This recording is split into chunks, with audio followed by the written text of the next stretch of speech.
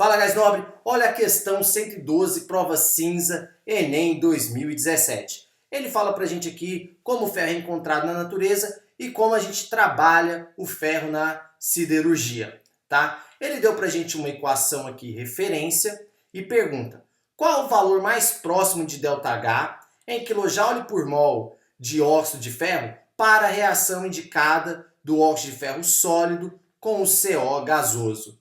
Ele deu para a gente aqui várias equações termoquímicas e nós vamos ter que organizar essas equações de modo que a gente chegue na nossa equação referência aqui, através da lei de Hess.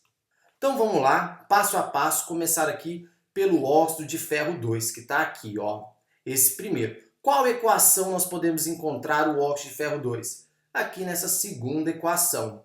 Porém, aqui eu tenho 3 mols de óxido de ferro.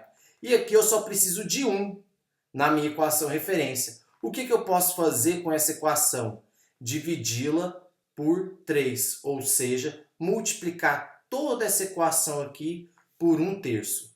Se eu multiplicar toda essa equação por 1/3, o que eu vou ter? Vou escrever aqui, ó. Eu vou ter, ó, 3 sobre 3, 1 mol de FeO, que é justamente o que eu quero, mais, aqui eu só tenho 1 mol de CO2. Como eu estou multiplicando por terço, eu vou ter 1/3 de CO2, dando 1/3 de Fe3O4, mais 1/3 de CO. Ok? O ΔH, como eu dividi todo mundo por 3, vou dividir também o ΔH por 3. 36, né? Menos 36 dividido por 3 é menos 12 kJ por mol de CO2, ok? Vou omitir aqui a informação porque a gente já sabe o que é. Próximo. Depois eu tenho CO. Mas o CO ele tá complicado porque eu tenho CO nessa equação e nessa equação. Tenho nas 3. Vai ser complicado eu mexer com o CO. Vamos para o próximo e esperar que ele se resolva sozinho. Depois eu tenho o ferro. O ferro está na primeira equação. Porém, na primeira equação, eu formo 2 mols de ferro e eu só quero 1 na minha equação referência. O que eu vou fazer? A mesma coisa que eu fiz aqui embaixo. Só que agora eu vou multiplicar todo mundo por meio. Certo? Então, reescrevendo aqui, eu tenho meio mol de Fe2O3 mais 3 meios, certo? 3 meios de CO, dando 1 ferro, né? Porque é 2 dividido por 2, é justamente o que eu quero, mais 3 meios de CO2. Tá ok? O ΔH eu vou escrever aqui.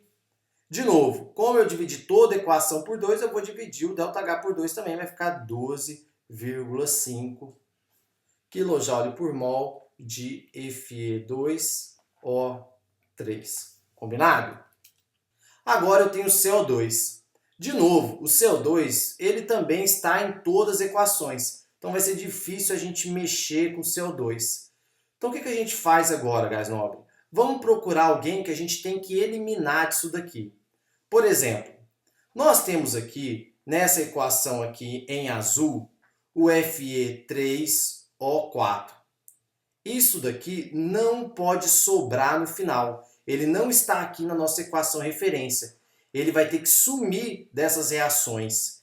E ele está aqui na nossa terceira equação, olha só. Ele está aqui.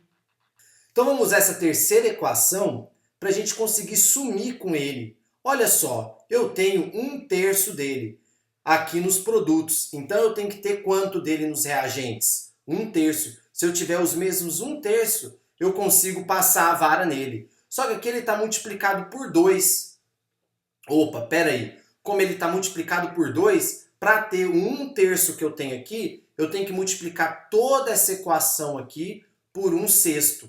Porque se eu multiplicar por 1/6, como que vai ficar? Ó, vai ficar 2 sobre 6, que é justamente 1/3. Então eu vou ter 1/3 de Fe3O4, ó, já garanti que ele vai sumir. Mais 1/6 de CO2, dando, ó, 3/6 é quanto? Meio. Meio de Fe2O3 mais 1/6 de CO. E aí eu vou colocar aqui o ΔH. O ΔH, como eu dividi todo mundo por 6, eu vou ter que dividir também o ΔH por 6. Então, 47 dividido por 6 dá 7,8 kJ por mol de CO2.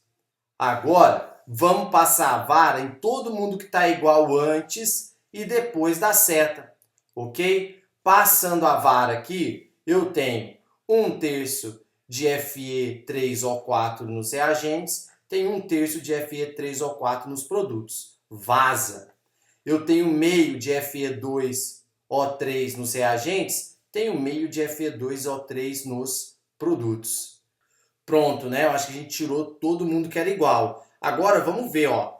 Nos reagentes, eu tenho 1/3 de CO2 mais 1/6 de CO2. Beleza, então vamos começar a colocar o que sobrou. Sobrou o quê? Ó? 1FeO, que é o que a gente queria, mais CO. Ó, eu tenho 3 meios de CO do lado de cá. E de cá eu tenho 1/3 de CO mais 1/6 de CO. Então vamos somar tudo que eu tenho. Eu vou ter 1/3 de CO mais 1/6 de CO nos produtos. Eu posso somar isso daqui, né, tirando o mínimo. Eu tenho que o mínimo é 6, então eu tenho 2 mais 1. Eu tenho aqui no total 3/6 de CO, que é a mesma coisa que meio de CO. Pera aí. Então eu tenho 3 meios, ou seja, eu tenho 1,5 de CO nos reagentes e tenho meio de CO nos produtos. Então se eu cortar, vai sobrar quanto? Vai sobrar 1 CO, né? Porque eu tinha 1,5, tirei meio, sobrou 1 CO, ok? Mais o ferro aqui que sobrou.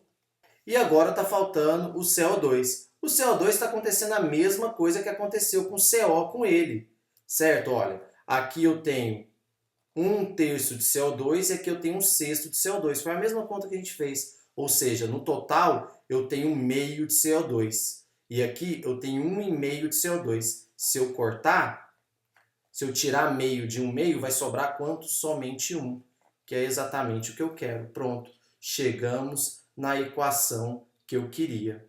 Então agora basta a gente somar o ΔH. Somando o ΔH de todo mundo aqui, eu vou ter menos 12, menos 12,50, mais 7,8.